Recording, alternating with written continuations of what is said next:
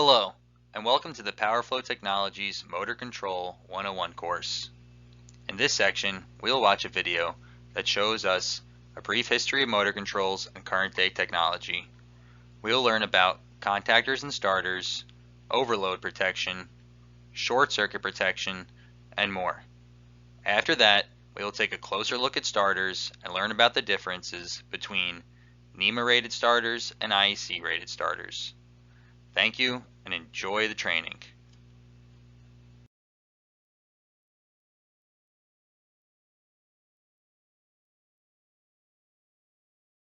Welcome to Eaton's Motor Control 101.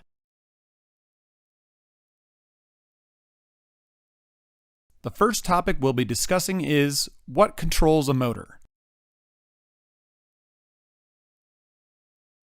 Now, way back in the day when people were just learning how to harness the power of electricity, the three-phase AC motor was invented by this guy.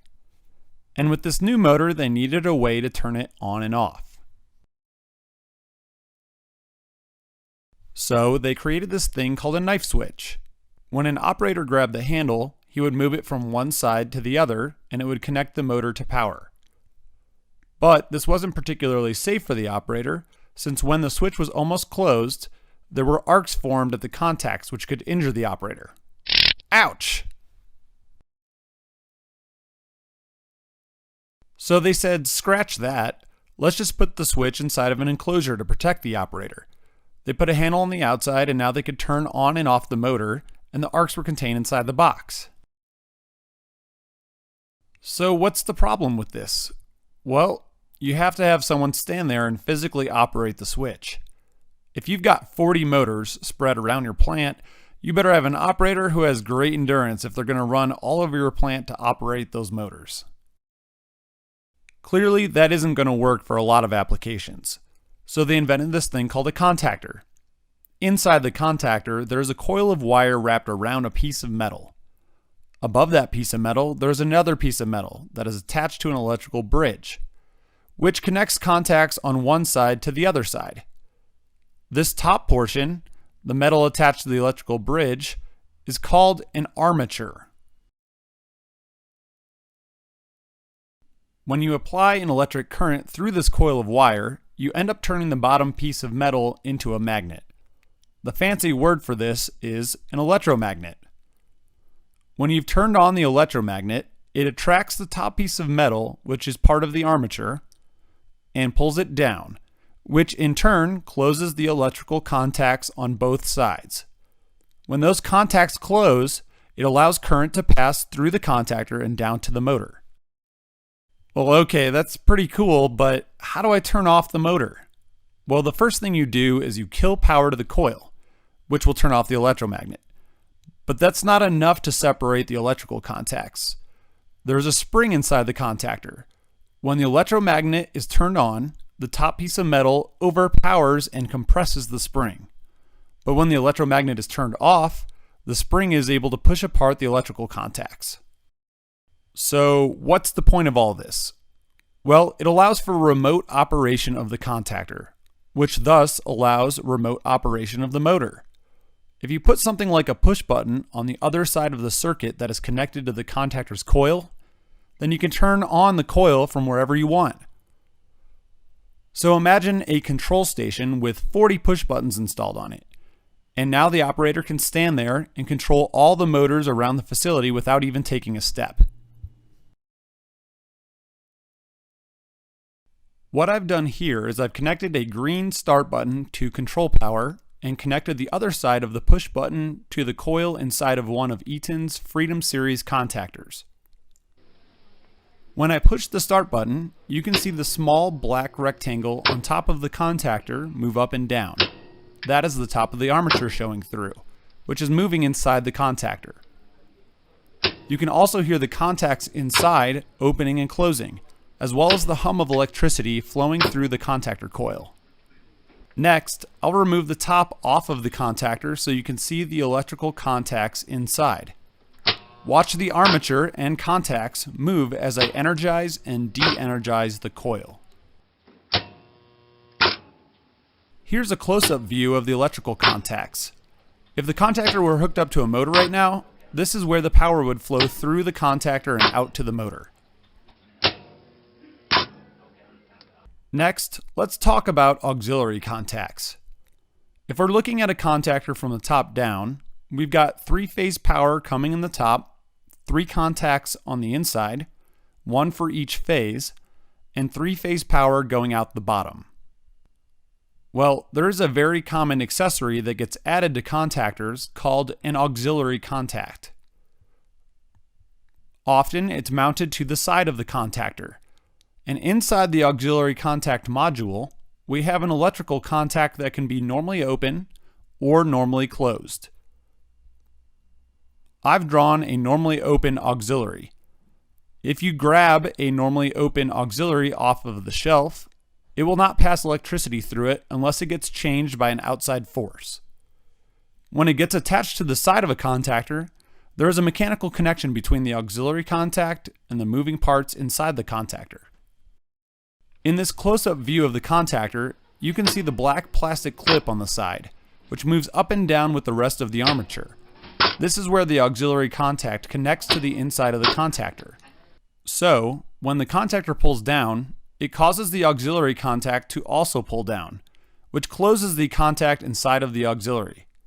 So what's nifty about this is you can connect a circuit to the auxiliary contact and it will open and close the circuit whenever the contactor turns on or off the motor. Here I've got the same contactor hooked up to a push button. But now let's attach an auxiliary contact to the side.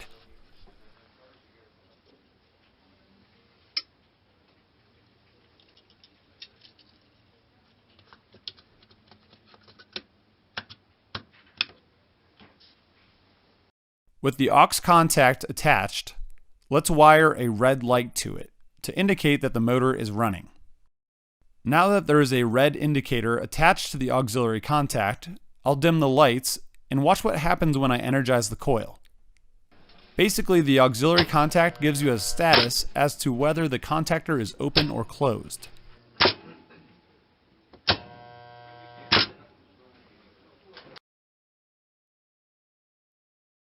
Now that we understand how to turn on and off a motor, how do we protect it? Let's briefly talk about short circuits. Well, what can cause a short circuit?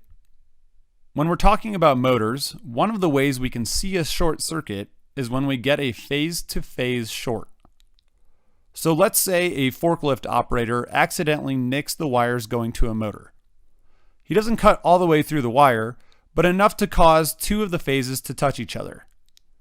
Well, when the wires no longer have the motor in the way, they have an unrestricted path for current to flow. So you end up getting a very large amount of current very quickly through the wire. Well, what's wrapped around wire? Insulation. And you know what insulation doesn't like? Heat. Well, when you put a huge amount of current through the wire, you build up heat very quickly, thus burning up the insulation, and now you've got yourself a fire. Another way you can get a short is if you have a phase to ground short. Let's say that a wire ended up touching the rail on a garage door, and now you've got a path to ground. It's the same problem.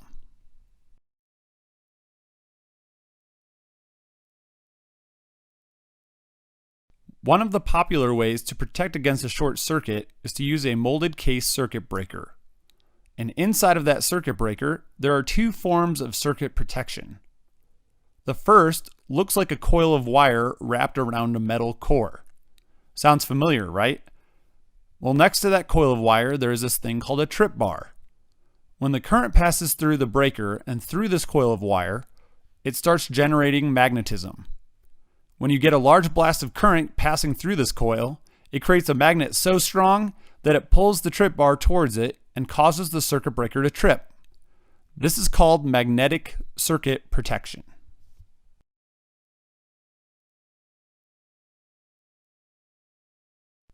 Next, let's talk about a motor overload, or too much current being drawn by the motor. Well, what could cause this to happen? Let's look at an example. Here we have a conveyor belt driven by a motor. and on this conveyor belt we have several small packages that are being moved. This motor is designed to move these small packages at a certain speed and is rated to move this load. Well, what happens if we get rid of the small boxes and instead put a jumbo package on the conveyor? Well, the motor is still going to try to move the load, but it's too heavy for the motor. The motor will try to move that load, but it'll be pulling more and more current as it tries to turn. Eventually, so much current will be pulled by the motor that it will overheat the inside and smoke that motor. Circuit breakers have a technology inside that prevents against overcurrent. That technology is based around two thin strips of metal bonded together. This is called bimetal. Next to the bimetal strip, there's a trip bar. Well, what happens to metal when it gets warm? It expands. And if we have two different types of metal bonded together, it's likely that one side will expand faster than the other, which will cause that strip to bend. So, as we pass current through the bimetal strip, it starts to heat up from the current. If the current becomes too great, it bends towards the trip bar until it finally trips the circuit breaker. This is called thermal protection.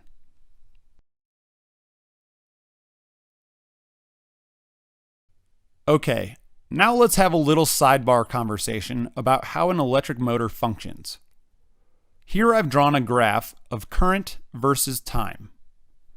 When I start an electric motor from a dead stop, you get a big rush of current right at the beginning to get the motor up and running. After that big rush of current, it levels out and runs at about 100% speed. At 100% speed, it will pull a certain amount of continuous current until you turn the motor off. This current at full load or full speed is called full load amps, or FLA. That big spike of current you get when you start the motor is called inrush.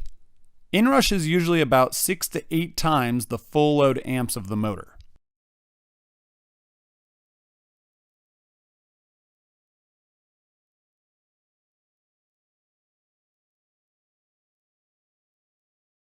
Going back to the circuit breaker, we've got magnetic protection built in and thermal protection built in. Magnetic protection reacts to a very high level of current very quickly, so it is suited to protect against short circuits. Thermal protection is a slower reacting protection and correlates to the amp rating you see on the front of the circuit breaker. This is to prevent against overcurrent. But what are molded case circuit breakers designed to protect? They're hooked up to all sorts of things. You have circuit breakers feeding light circuits, outlets, motors, heaters, coffee makers, televisions, the list goes on. Well, since the circuit breaker doesn't really know what it's hooked up to, it instead focuses on protecting the wire that feeds all those devices. If it sees too much current going through those wires, it trips and allows the wire to cool down. Well, if you remember from before, when we start an electric motor, we get inrush at the beginning, causing a much larger draw of current than usual. That inrush current looks an awful lot like an overcurrent condition to a circuit breaker, since it isn't specifically designed for motor protection. Fortunately, there is a type of molded case breaker where the thermal protection has been removed, but we're still left with the magnetic protection, which still protects us against a short circuit. And that type of circuit breaker is called a motor circuit protector, or an MCP. Frequently, you'll see Eaton's version called an HMCP, with the H standing for high interrupting.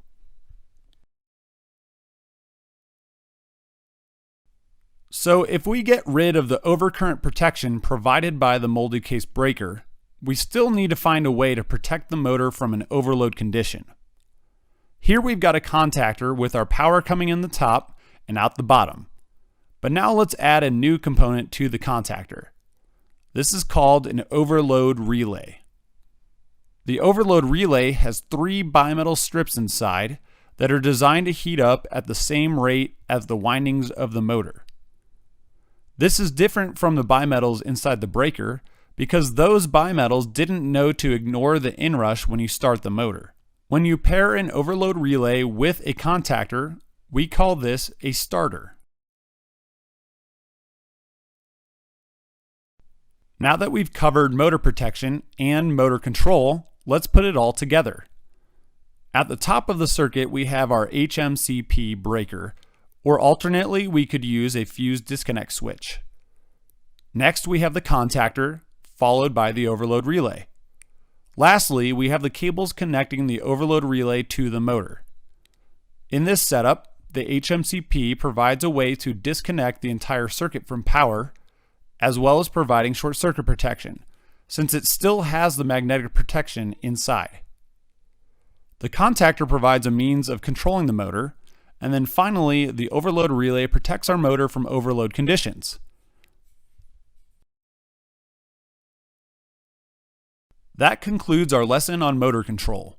But if you'd like to look for more training opportunities and resources, please visit the Electrical Training Group's website at www.eaton.com/training.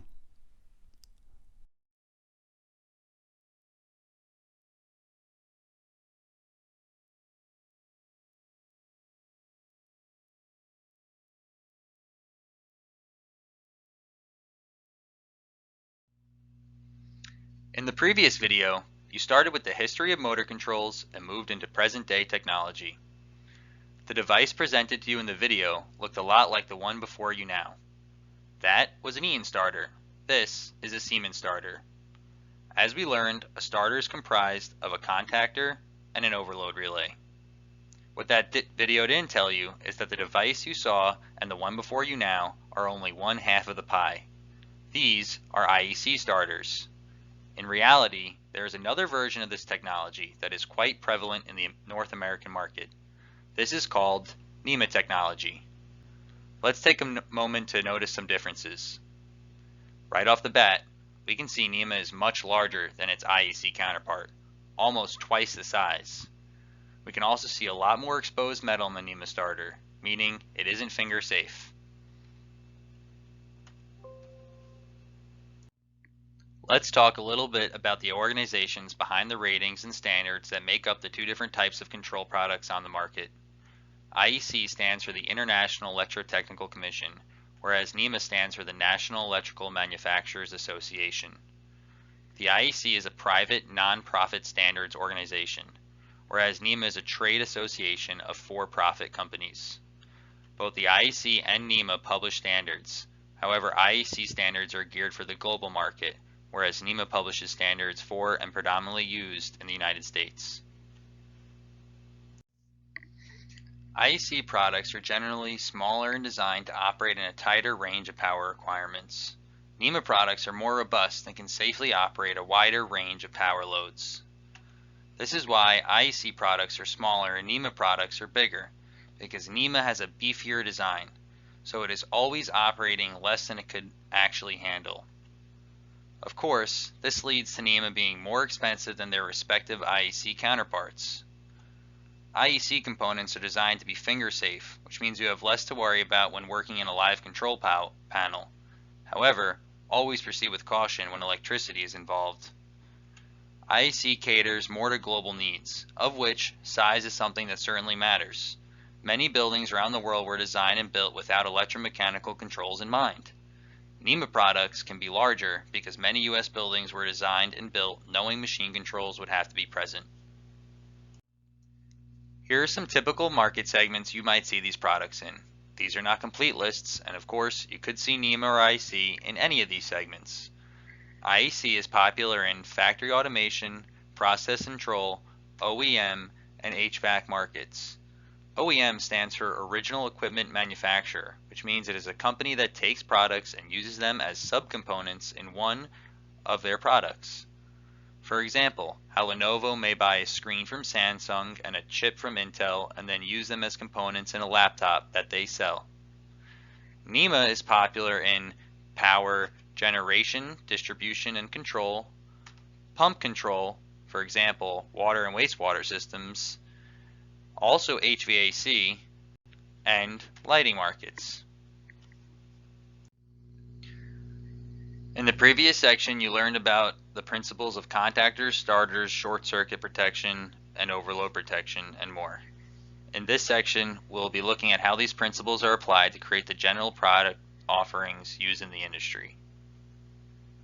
Enjoy. As we learned in section 1, it takes more than a contactor to safely operate an electric motor. When you add an overload relay to a contactor, you get a basic starter. A starter can be sold in many ways.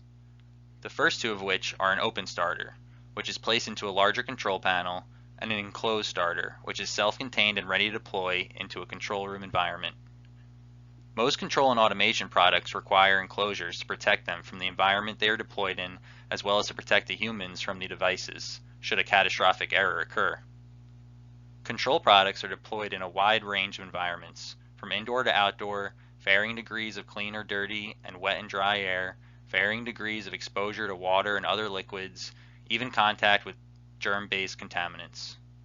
As such, NEMA and the IEC have developed respective rating systems to classify the type of enclosures needed for different environments.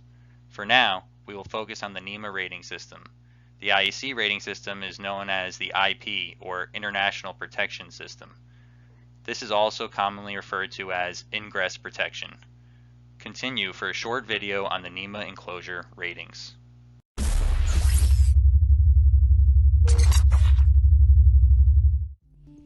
Hi, I'm Katie with your GTV Tech Tips.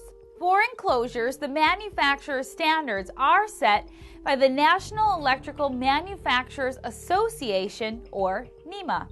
These NEMA ratings define the ingress and egress protection, as well as protection from chemicals and corrosive materials, where the IP ratings do not. There are 13 NEMA ratings. NEMA 1 is for general purpose indoor enclosures and protects against dust, dirt, or solid objects. NEMA 2 enclosures are like NEMA 1 enclosures with the addition of drip protection from light splashing water or condensation. NEMA 3 enclosures are for indoor and outdoor use and protect against dirt, rain, and sleet.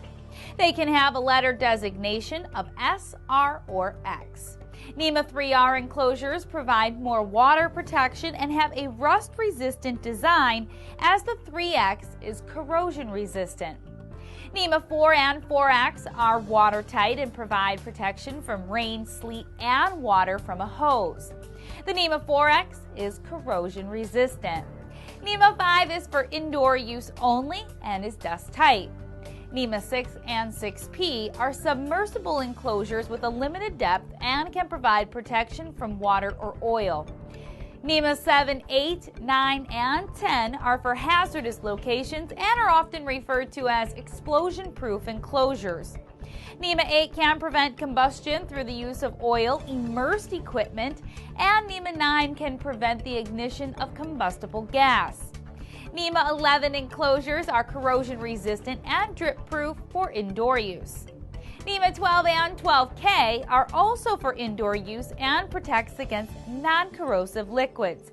They are general purpose with ratings for the enclosure with or without knockouts.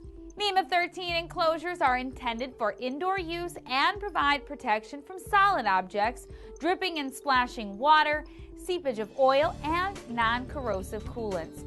To find out more about enclosures, make sure you check out our other videos on GTV.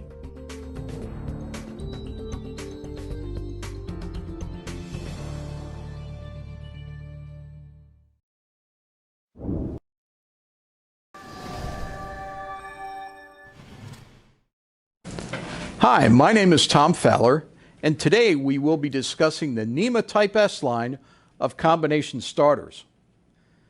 Combination starters are a proud part of the history at Square D. It's a concept that we invented. Combination starters did not exist until Square D introduced it to the marketplace. The Type S combination starter is celebrating 50 years of productivity in the marketplace. So it's a core product of the company and a leading market share product as well. So you're going to find wide acceptability when we discuss the NEMA Type S line of combination starters. Let's take a closer look at the combination starters. First off, we have a stocking program called Stock Your Combination. We have all different combinations of products and accessories readily available from stock. So in just 6 to 18 catalog numbers, you can get thousands of different combinations of products and accessories. So lots of flexibility with the Stock Your Combination program. Well, what is a combination starter? It's a single device that provides complete motor branch circuit protection. Article 430 of the National Electric Code requires that every motor circuit have a disconnecting means, short circuit protection, a motor controller, such as a contactor, and thermal overload protection for the motor. So a combination starter is a one-stop shop, and we've got the products that can meet any market need and application need. We have 4 different product classes of products. We have reversing and non-reversing combination starters that are fusible, and you have a wide variety of choices when it comes to fuse protection, whether it be an industrial RK5 fuse or a very compact Class J fuse with high performance. All are available as options with our fusible, non-reversing and reversing combination starters. Well, we also have circuit breaker combination starters. Our Class 8539 line of combination circuit breaker starters are available in reversing and non-reversing configurations, but they also include our Power Pack line of circuit breakers. So you're guaranteed that you have the best in short circuit protection when it comes to using the Power Pack line of breakers. So a whole wide variety of different options here, from circuit breaker to fusible type. They also have a very high short circuit current rating. All of these fusible and breaker combinations have a short circuit rating of 100,000 amps at 480 volts. Let's take a closer look at some of the features. We have an option here for pumping panels, which are basically a variation of a combination starter, but they have extra space inside to add the accessories that are required in pumping applications. They come in a wide variety of different enclosure types, whether it be a NEMA 3R type or different sizes of oversized or extra capacity enclosures for this line of combination starters. So you can get the combination starter in NEMA 1, NEMA 12, which is an industrial oil-tight application, or NEMA 3R, which is industrial rain-tight and watertight applications. NEMA 4, which is a watertight application, NEMA 4X for stainless steel applications and corrosion-resistant applications. We even have polyester NEMA 4 corrosion-proof and watertight enclosures for our line of combination starters. Well, they're available in NEMA sizes 0 through 7. You have the options to use the Power Pack circuit breaker. We also have 30 millimeter oil-tight pilot devices as options, and these include LED bulbs for long life over the application of the product. All of the doors on the combination starter feature a foam-in-place gasket system. What this means is that it's a very reliable, it's a very tight seal on the door to keep all foreign matter out of the enclosure. Well, we also have NEMA size 0 through 6 combination starters available in the fusible version. Once again, we have our visible blade disconnect switch line installed in all the fusible combination starters, and we include all the same accessories that you get with the breaker type. So you have the options for pilot devices, control transformers, auxiliary relays, and auxiliary contacts. All can be added either at the factory or easily added in the field to our combination starter line. Let's take a look at some of the product photos for our line of combination starters. Starting off in the upper left-hand side of the slide, you'll see our fusible line of combination starters that is complete with all accessories such as pilot devices in the cover, our 30mm pilot devices, our control power transformers, all installed inside the fusible combination starter. And you'll see that there's lots of space in there for a contractor to get in and do their electrical wiring work inside the enclosure. The other option that we have is for a circuit breaker combination starter. Once again, lots of space inside that enclosure. Lots of accessory options are available for the breaker combos as well. And it includes the Power Pack family of circuit breakers. So guaranteed high performance and high quality and reliability that you've come to expect from a Square D combination starter. And then here's an example of our WellGuard family of pump panels. A pump panel is nothing more than a combination starter in a special enclosure designed for the pumping industry.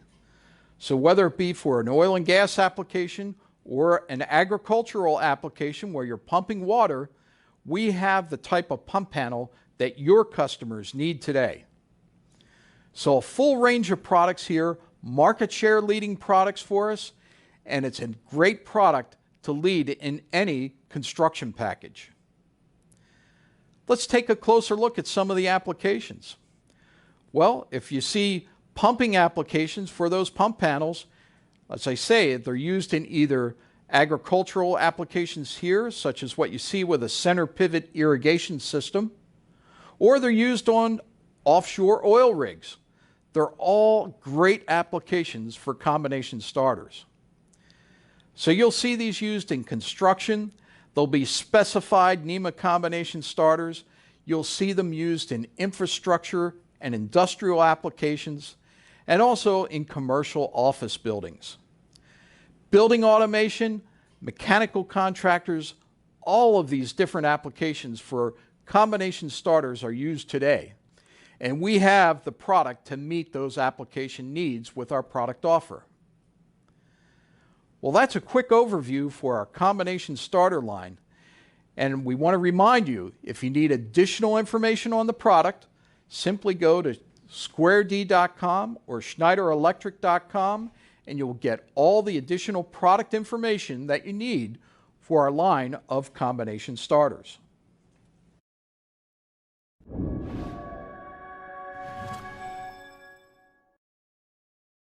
Which motor starter has which advantages? Hello, my name is Andreas Thomas, and I've been working for many years in the field of motor starters and load feeders. To start off our video series on motor starters today, I would like to show you the difference between the various types of motor starters. This deals less with special products than it does with the question of which starter has what advantages. Perhaps a little preliminary info. Only asynchronous motors can be started using the motor starter cited here. However, this covers the majority of motor applications as they are used in industrial environments. I'd like to begin with the simplest example of a motor starter. In front of me, I have a range of direct starters in a wide variety of designs. The direct starter is characterized by its ability to switch a motor on or off. And here we have a series load feeder, comprising a circuit breaker and contactor. A typical application, for example, is an exhaust fan. A reversing starter ultimately has the same function as a direct starter. The difference is, it is suitable for two directions of rotation. In the case of a roller gate, this means that it can go both up and down. For this conventional load feeder, this is achieved by means of a second contactor. Particularly with larger drives, a direct starter of the motor will cause a high current impulse that puts an undesirable load on the supply system of the power utility company. That is why we have a star-delta combinations. These allow a three-phase motor to first start in the star connection and then switch to delta after power-up. This type of motor starter is usually made up exclusively of individual switching devices. Here, such a star-delta combination with a line, star, and delta contactor. Typical applications are large motors with long startup time. One alternative to the star-delta starter is the soft starter. The concept and purpose is similar to that of the star-delta starter. The reduction of the starting current and starting torque. The main difference between the two starter types is the technical implementation with power, semiconductors, instead of electromechanical contacts. A range of advantages are connected to this, however. Both the run-up and the run-out can be adapted to the application relatively easily.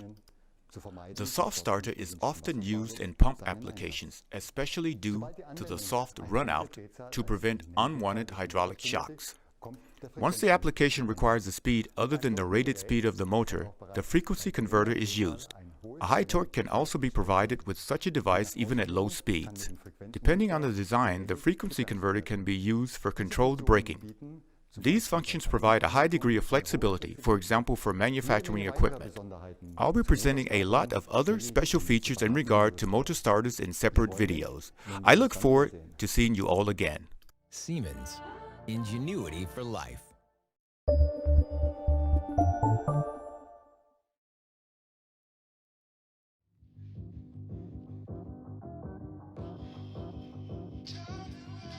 Siemens 3RV motor starter protectors provide all the required functions for a motor branch in one device. Disconnect, short circuit protection, motor control, and overload protection are all available within these compact motor protection circuit breakers. The features of these devices include an on-off rotary handle with lockout and visible trip indication, an adjustment dial for setting to motor FLA, Class 10 overload trip characteristics, short circuit trip at 13 times the maximum setting of the FLA adjustment dial, screw, spring, and ring lug terminal versions, screw and snap-on DIN rail mounting, and an IP20 rating. These motor protection circuit breakers have an operating current of 2.5 amps and are TRIP Class 10 rated. Their fuseless design saves cost and ensures a quick reaction when a short circuit occurs by switching off the motor quickly. For more information on Siemens 3RV motor starter protectors and other Siemens solutions, visit galco.com.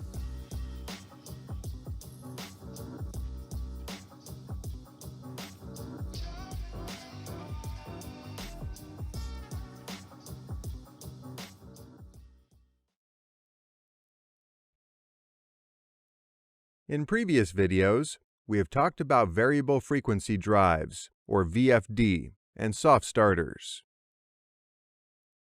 If you need a refresher on the detailed workings of either a VFD or soft starter, be sure to look back at those videos.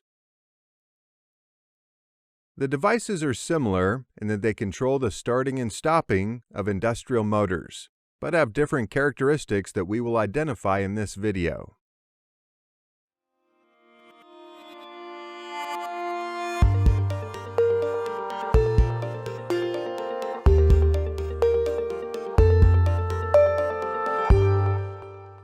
Before we get started on today's video, if you love our videos, be sure to click the like button below. Then make sure to click subscribe and the little bell to receive notifications of new RealPars videos. This way, you never miss another one. A soft starter is generally used in applications where there is a large inrush of current that could damage a motor, while a VFD controls and can vary the speed of a motor. In this video, we will look at the internal workings of the devices, how to determine which device you might want, and look at some applications to better understand these differences. Let's first talk about the internal workings of the two devices. A typical three-phase soft starter uses 6 thyristors or silicone-controlled rectifiers, oriented in an anti-parallel configuration to start the electric motors smoothly. A thyristor is made up of 3 parts: a logic gate, a cathode, and anode. When an internal pulse is applied to the gate, It allows current to flow from anode to cathode, which then sends current out to our motor. When the internal pulses do not apply to the gate, the SCRs are in the off state, and therefore they restrict the current to the motor. These internal pulses limit the applied voltage to the motor, slowing down inrush current.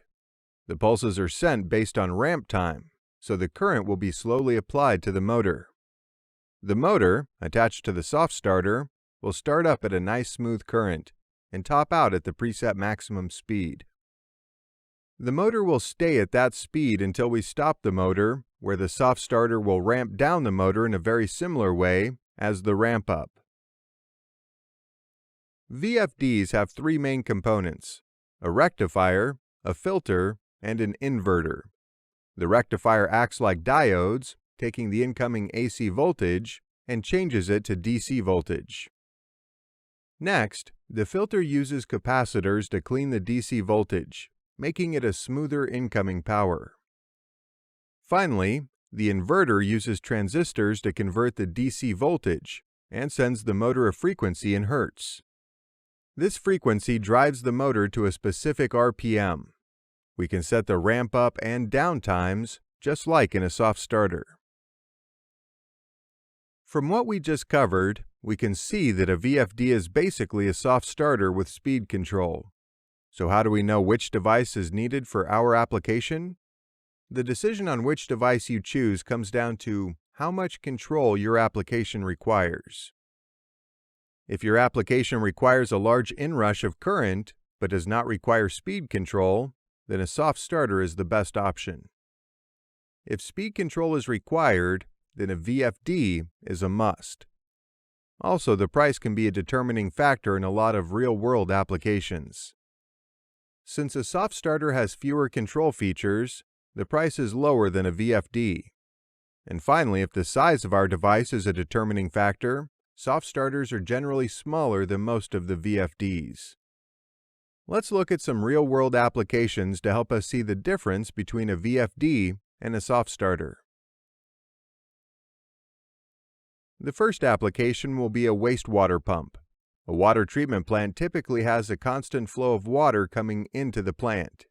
Let's assume the demand for water exiting the plant is constant with the supply entering the plant.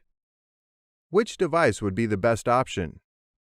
That's right, a soft starter would be a great choice, because in this application, when starting the water pump, there would be a large inrush of current on our motor that our soft starter could handle and gradually ramp up the pump. Since the demand for water exiting the plant is the same as supply into the plant, the speed of our pump would not vary. However, if the demand for water exiting the plant raises or lowers, we would want to vary our speed, making a VFD a better choice for the application. The next application we will look at is a cooling fan.